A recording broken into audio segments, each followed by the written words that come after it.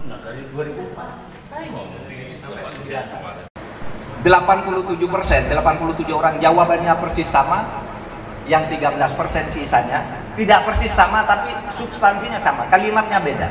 Yang 87% itu mengatakan begini, saya keluar dari tubuh saya, lalu terus saya pergi ke atas, menembus atap.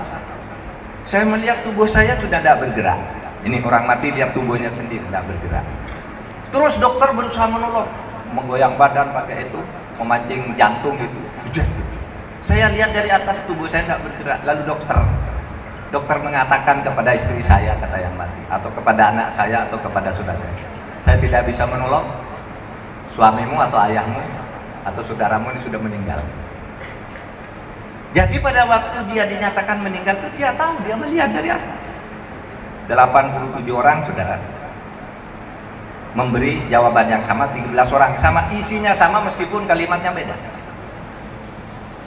Nanti saudara cari bukunya, banyak ini, karena buku ini sangat laris sekarang, sudah banyak di bandara-bandara itu, sekurang-kurangnya di Soekarno-Hatta.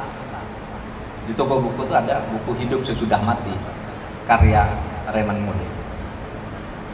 Jadi orang mati itu pergi, coba saudara punya rasionalitas nggak, saudara jelaskan gimana tuh cara menjelaskan.